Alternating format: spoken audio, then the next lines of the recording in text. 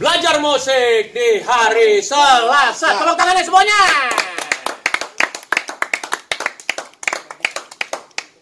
Dan kita kali ini tetap masih bersama-sama di tempat yang cozy dan cool banget di Sinkron Cafe daerah Cipunski ya. Belum apa-apa, minuman udah datang. Roti bakar mana? Roti bakar. Roti bakar. Asik. Roti bakar. Roti bakarnya lagi on the way. Kita ada di sebuah tempat di Sinkron Cafe ya, dan kali ini masih tetap bersama dengan Sinkron Art Syndicate. Kita akan belajar musik di hari Selasa. Yang pasti ada luar biasa sekali ya. Boleh tolong taruh situ? Boleh disuapinin? Boleh disuapinin? Oke, terima kasih banget ya. Ini ada bread Hoho Latte ya. Hoho Latte bread presented by Sinkron Cafe. Jadi ini komplit banget. Dan pada hari ini ada di tengah-tengah kita, orang-orang juga pasti sudah tahu semua ya produknya. Dan kita yang ngebawain acara ada gue sang idola MC dan juga brother Sidoger Tea dong, Sidoger Tea ya. Kita akan ngulik, kita akan belajar, kita akan kepo, kita akan curious, pokoknya semua-semuanya soal Edo Wedes Fodo. Tepuk tangannya.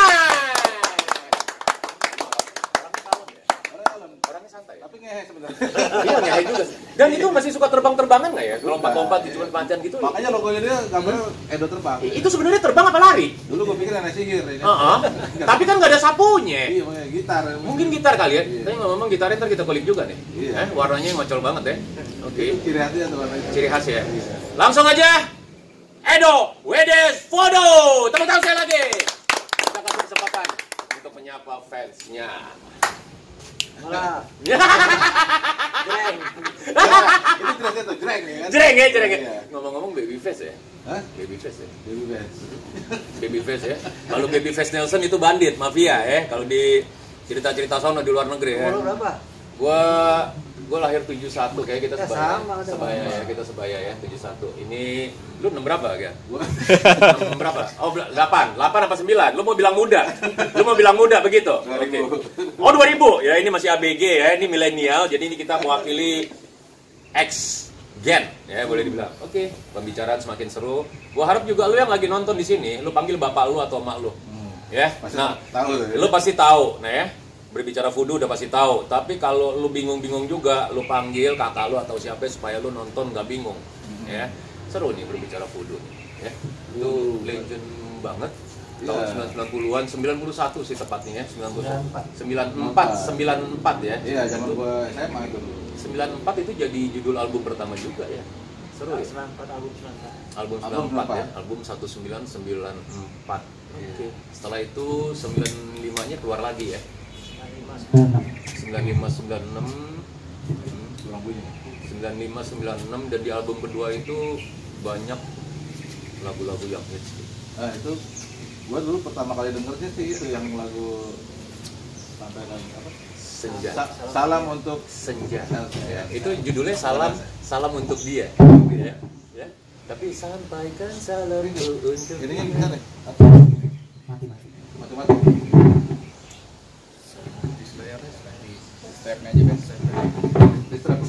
Yang mau nanya langsung aja ya.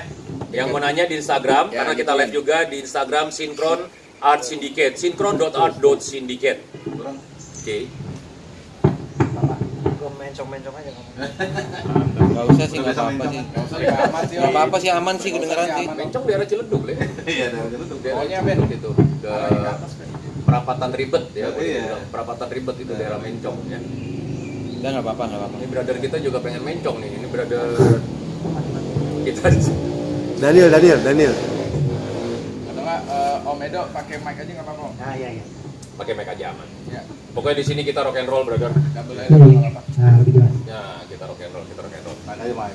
Jadi ada mic tram ya kan. Ada. Itu kan sponsor atau apa segala. Mic tram itu adalah seorang sulap ya. Petinju.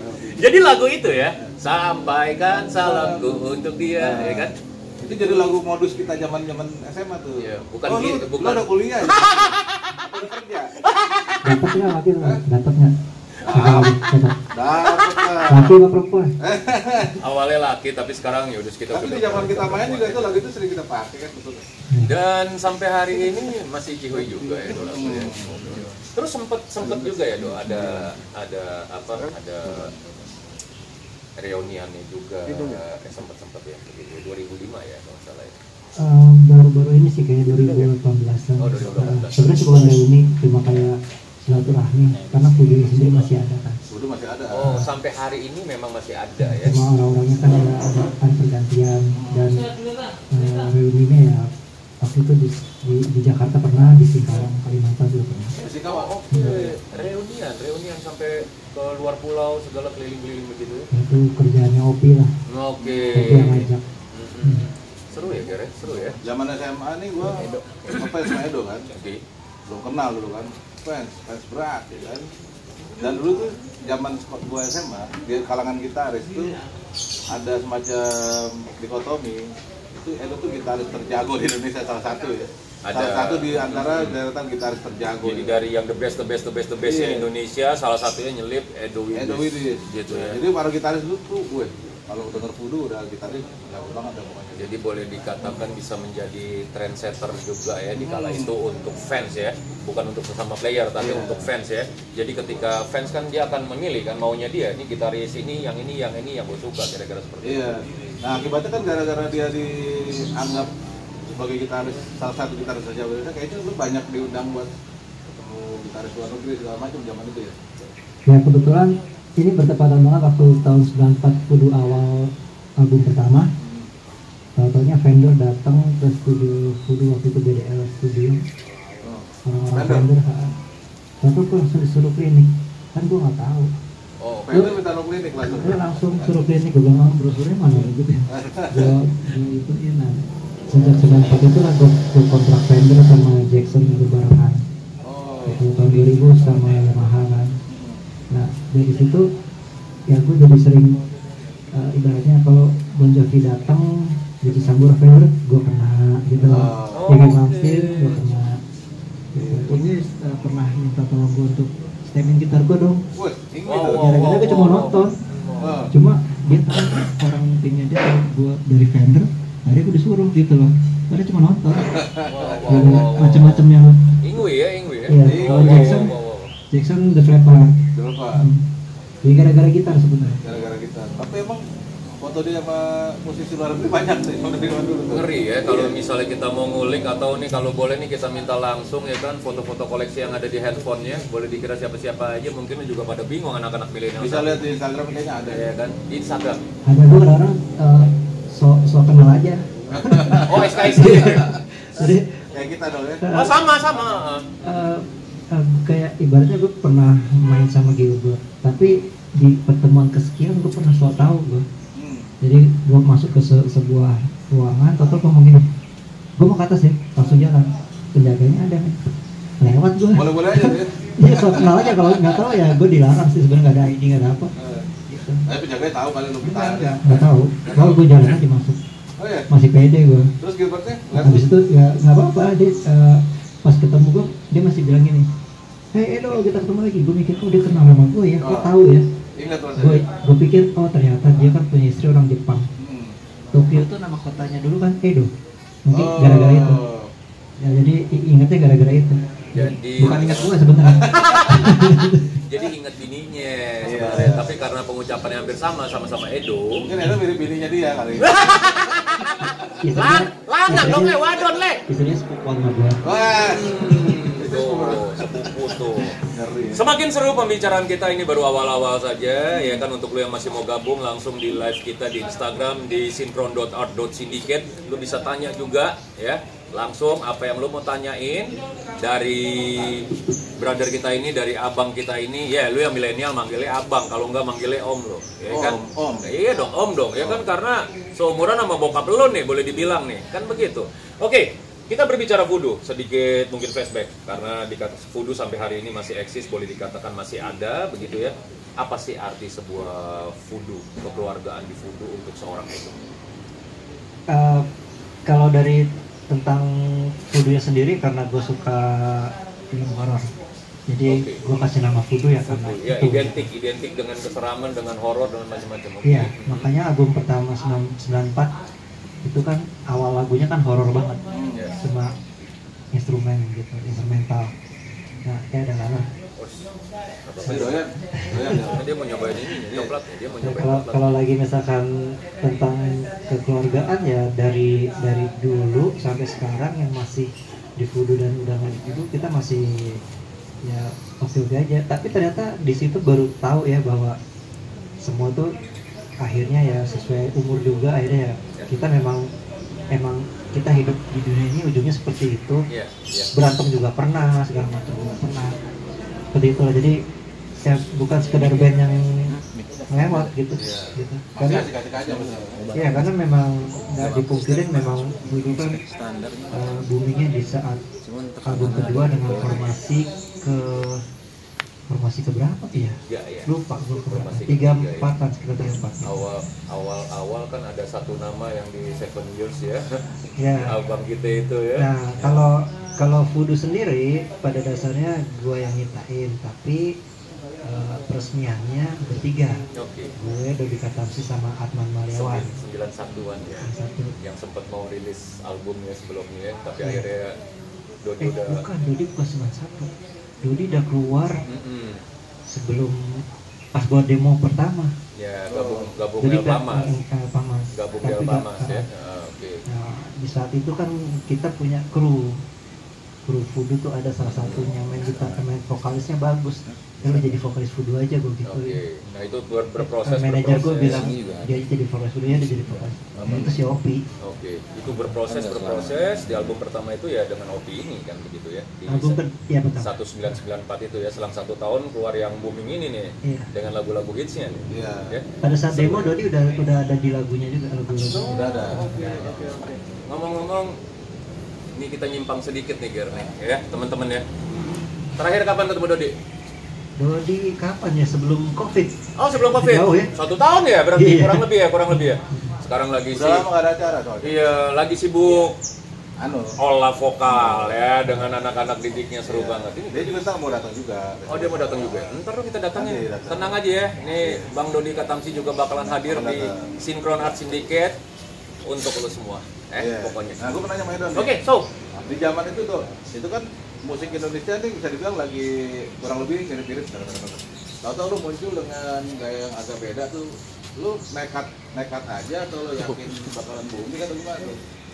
Basicnya gue pingin bikin album tuh bukan untuk ngetop, tapi untuk berkarya. Jadi ada Oke. orang tujuan bikin album mau ngetop kan, sedangkan tujuan gue adalah berkarya. Kalau ngetop itu hanya sebagai akibat. bonus lah ya. Ya, Bonus. Tapi lu pasangan tetap akhirnya ya? ya seperti itu. Ya, jadi gini, pada saat gue bikin album itu label pasti minta lagu-lagu yang bisa dipromosiin. Nah, gue negosiasi, bisa nggak kalau gue bikin instrumental? Mereka kaget sih, tapi kan gue udah kasih itu lagu-lagu yang untuk promosi kan. Begitu instrumental dibolehin, gue bilang lagi bisa kalau instrumennya 7 menit, 8 menit, kaget lagi gitu. Tapi dengan kondisi ada seperti itu, jadinya orang tahu, orang yang beli album tahu sebenarnya Voodoo itu bukan lagu-lagu yang slow rock atau pop gitu, itu lagu ribet sebenarnya. Bukan cuma yang dikenal umum itu aja lagunya. Ya. Berangkat dari heavy metal sama progressive rock ya kalau nggak salah ya. Nggak tahu deh namanya apa, bagus suka Nirvana, apa namanya, Yes, gitu-gitu lah. Memang influence-nya udah dari yang begitu juga. Iya. Memang menurut gua agak nekat di era itu muncul di saat musik Indonesia kurang lebihnya lagi mirip-mirip. Semuanya sama. Ini beda sendiri nih, ada unsur progresifnya, ada pokoknya gaya-gaya band luarnya tuh masuk juga ada ya kan. Oke. Agak nekat tapi ternyata booming ya. Nah itu gimana tuh lo apa namanya? Ngeraciknya tuh gimana tuh?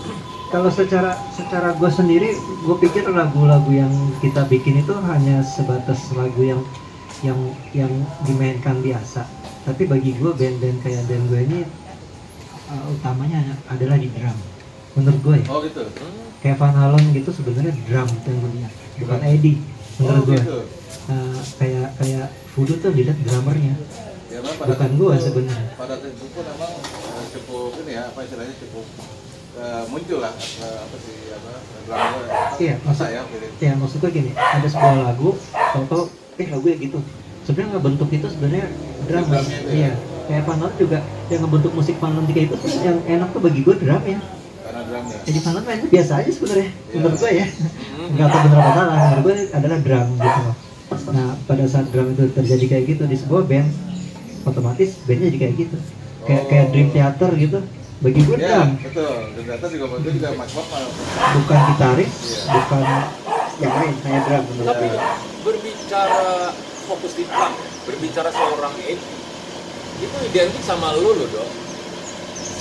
Ternyata fakta yang mengatakan di lapangan, ya, Edi muncul, Edo Kudu muncul, Jadi Edi dan Edo. Edi dan Edo. Ada aneh, ada aneh. Harusnya bikin band berdua tuh ya. Harusnya berdua. Bener ada tuh. Kembar grup. Pauzi dan Pauzi. Harusnya ada tuh Edi dan Itu Edo. kemana tuh kembar tuh? Iya, Udah nggak tahu sekarang. nanti kita coba cari tahu ya, semoga bisa tampil juga ya Harusnya bersama-sama ada dengan Edi kita dan di sini. Edo. bener. Cuma waktu itu gue rebutan namanya gue Edan ya lu Edan ya lu gitu Oh, iya. Edi sama Eki gue Edi sama Edan. Iya, benar. Yuk kita kasih tepuk tangan dulu untuk kita semua.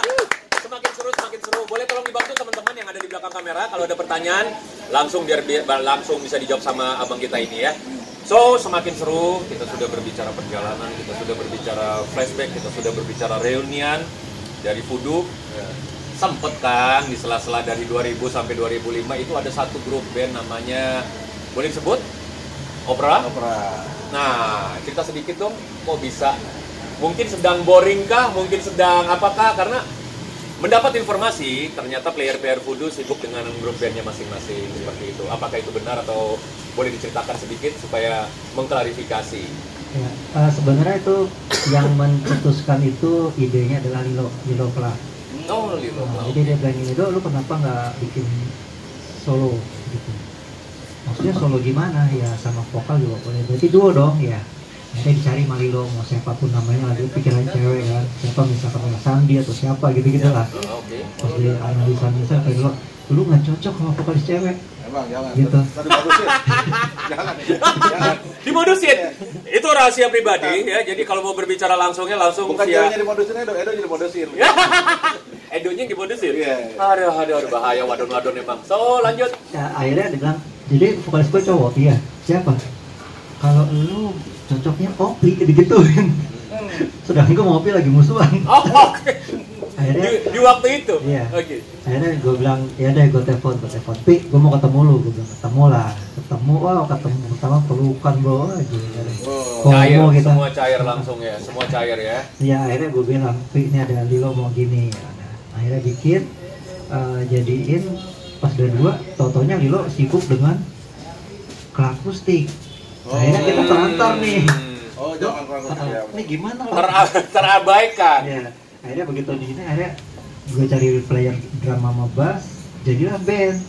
Oke. Gitu. Nah, tadinya kan Opi dan Edo. Hanya duo ya. Iya, Oke. jadi band. Tapi kan sama jadinya Opi Edo rame-rame opera. Oke. Opi Edo rame-rame. Opi, Edo, rame-rame. Lu baru tahu kan? Gue juga baru tahu. Makanya lu datang sekali-sekali live di Selasa sama Sabtu ke Synchron Cafe supaya lu bisa ketemu langsung sama fanbase lu dan lu bisa ngulik sesuatu yang nggak pernah lu tahu.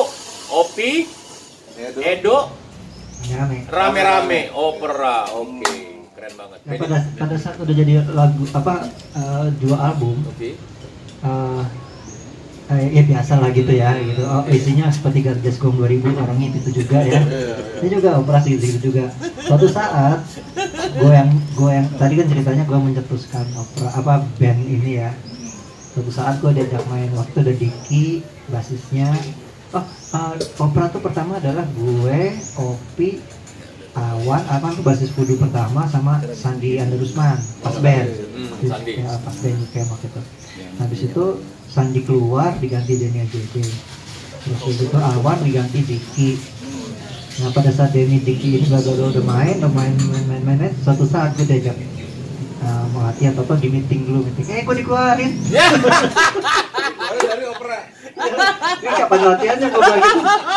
Enggak, kita mau ngomong-ngomong aja kata Denny, Diki sama Opi. Oke. Ini dong kita maunya lu keluar dari sini. Gue dikeluarin. Kenapa tuh bisa lari? Katanya sih gue waktu itu sibuk dengan bisnis gue yang lain lah gitu. Bisnis Businessman juga.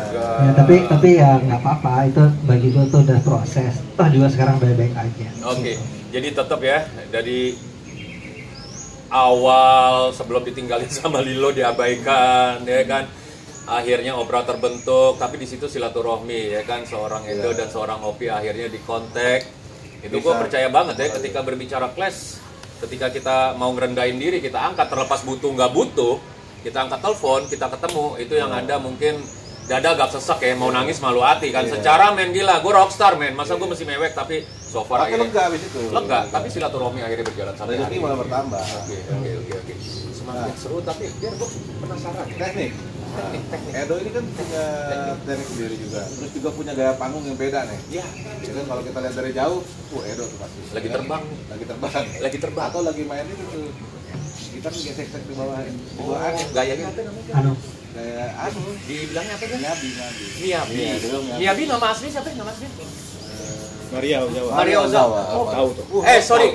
Koleksinya lu masih ada? Masih ada. Masih ada. Tolong jangan yang 3GP ya. Oh iya. Yang HRS ya. Iya, yang MP4 lah minimal. Kan ntar lu transfer gue ya. Thank you. Yang Miyabi. Kalau kayak Sugiono gimana? Nah, Kakek Sugiono jangan, nanti kan orangnya mau kita panggil juga ke sini. Ya? Meninggal. Oh, udah meninggal katanya. So, bagaimana tuh dengan aksi panggung lu yang seperti kalau gue tahu sekarang, zaman sekarang kan pakai sling. Iya. Naik pakai sling dikerek. Lu berdoa aja slingnya kagak putus kan kira-kira begitu. Tapi zaman dulu ya kan sampai hari ini juga ini nggak tahu nih, kalau dari sisi usia kan kita sudah agak sedikit lebih dewasa lah ya, sebenarnya kalau nggak mau dibilang tua ya kan ya. Secara men kan gitu kita sebayaan di sini ya kan. Apakah style itu masih identik sama lu juga begitu ya? Juga ya, saat untuk meliknya atau bagaimana ya? ya sebenarnya kan identik juga kadang-kadang jadi bahan itu sih gampang, bukan apa-apa sih, karena dikira tuh kalau di teknik gitar tuh dikira dipakai sustainnya pickup, padahal bukan, nggak ada apa-apa, gitu mah harmonik aja gitu, harmonik teknik. Jadi kalau waktu itu gue memainkan itu udah lama di dalam kamar sebenarnya, nggak pernah gue pakai sampai gue balik juga gitu. Tau-taunya pas lagi ada Steve yang memainkan itu dengan sustainnya, gayanya kayak gitu loh. Terus gue mainin, coba dia pakai sustainnya ya gitu. Sama kayak di Silent Open Keyboard. Ya. Paul Gilbert juga, itu gue udah pernah mainin itu di kamar, nggak pernah gue praktekin, nyoba-nyoba aja gitu loh. Terus ada yang kayak gitu. Nah, bedanya gue sama Steve pakai sustainnya, gue nggak pakai apa-apa. Nggak pakai apa-apa. Tapi berarti emang lu udah istilahnya udah nyoba-nyoba berbagai ini ya apa? Ya, cuman belum ditampilkan kali karena waktu itu hanya di dalam ruangan kamar aja sendirian. Kan sebenarnya kenapa nggak dipublish kan begitu ya? Kenapa nggak dipublish? Kan gue pemalu. Ya. Kayak gue banget tuh orangnya, pemalu. Iya. Kita memang kita sekarang malu-maluin. tim gitu. Oh. Dulu pemalu tuh besar. Sekarang tuh besar. Dan berbicara kemaluan, rasa malu itu sebenarnya identik banget sama Synchron Art Syndicate ya. Karena kita ini memang para pria-pria pemalu ya. Jadi tapi sekarang arahnya udah lebih malu-maluin, lebih atau malu lah pokoknya. So, itu lo main gitar dengan teknik tuh, Dok. Iya. Ya. Oh, skill ya udah kelihatan. Tapi lo sambil gaya panggung itu nggak fokus. Iya, kita sering belajar video, jangan belajar gitar, video gitar. Video Miyabi, jadi gampang. Nggak susah jadi pada posisi seperti itu. Pantesan ya, emang gue juga main bass lumayan lancar setelah nonton Miyabi. Iya. Selain Miyabi, sekarang ini ada yang lebih milenial ya, itu mereka lebih hardcore sih ya, jagonya lebih hardcore. Tapi itu lebih ribet sih, jangan deh. Ya udah Miyabi aja. 19 detik aja kemarin cukup. Itu gantung nih. Kita masih nunggu yang 3 atau 4 menit ya. Tapi ya sudahlah ya. Ini dong ngelik dong. Contohin dong dikit dong. Ngelik dong. Jadi kalau ngomong teknik mungkin dia udah sering kali cerita teknik, ini bisa nyontek dikit lah. Bicara teknik sama semua orang yang bisa main gitar, orang punya teknik. Tapi ini gaya permainan Edo ya. Iya, stylenya ya. Ini gitarnya juga ntar kita bahas nih, Ger. Gitar keren ini. Jadi sebenarnya itu pegangin. Jadi sebenarnya kan ini agak humming, sorry nggak apa-apa ya, tadi nggak apa-apa. Jadi ini gue cuma harmonik aja. Cuma digituin. Cuma digituin doang. Harmoniknya dipukul. Ternyata gampang ya. Lu mau coba? Lu punya gitar gak? Lu kan ngebas. Habis itu tinggal dikasih gaya. Oh, Oh, ini kayak Miami nih. ini Miyabi le. Ini aman, aman. Sekali lagi, sekali lagi. Iya. Aduh. Edan loh ini. Itu karena gue nggak bisa main begini sebenarnya. Ada namanya Matias Ikon di luar negeri, sama di Indonesia bisa Pupun Dudiawan, dia bisa main begini harmonik jadi kayak gini.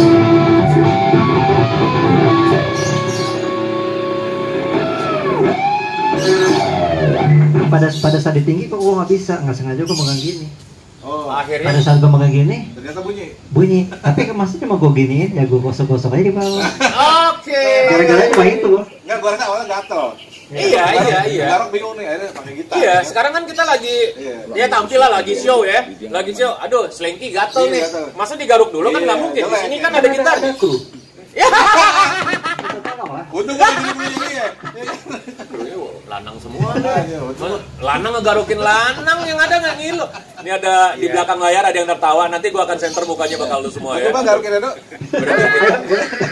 Jadi akhirnya pakai gitar juga.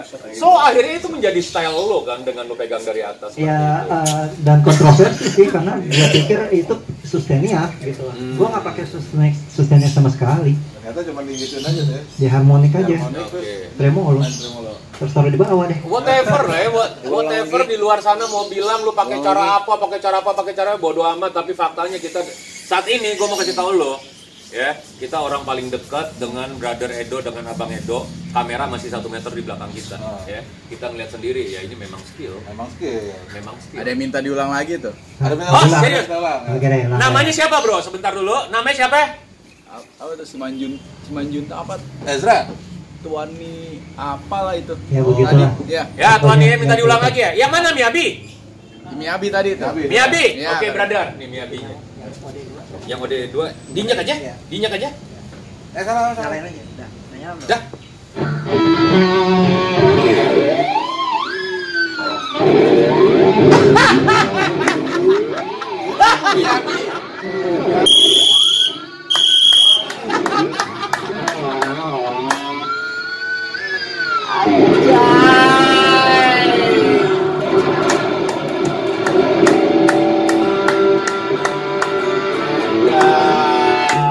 Itu gitu-gitu tuh.